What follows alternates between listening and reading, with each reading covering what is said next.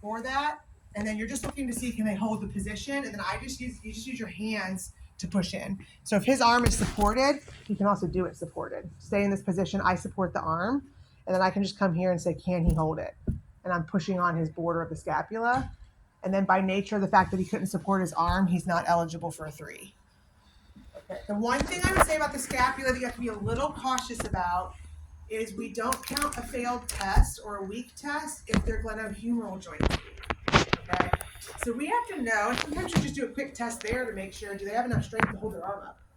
If they can't hold their arm up and it's drifting out, you can't really expect them to have their scapula where it needs to be. Right? And so you're going to think, wow, that's so weak. Maybe it is. It probably is.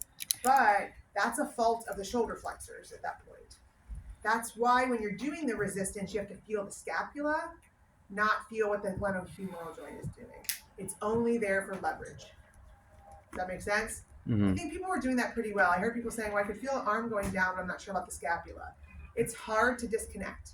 Your mind is so hardwired to say, when the arm drifts down, I'm done.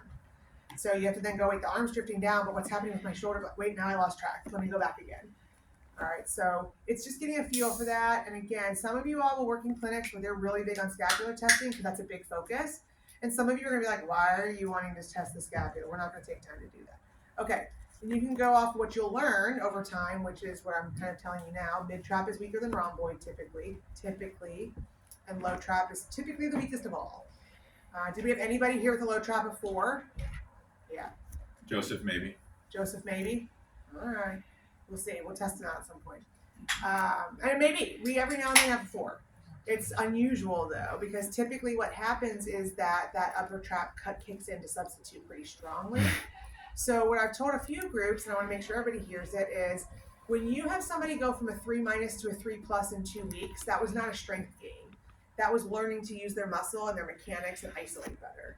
So I've had people test at a 3-, and I'll make a note in my assessment. Patient shows weak lower traps but has multiple substitutions. We'll work on isolating movement and retest down the road. So then a week or 2 later when I retest, I'm like, oh, you're a 3+ now. It's because they learned how to isolate and hold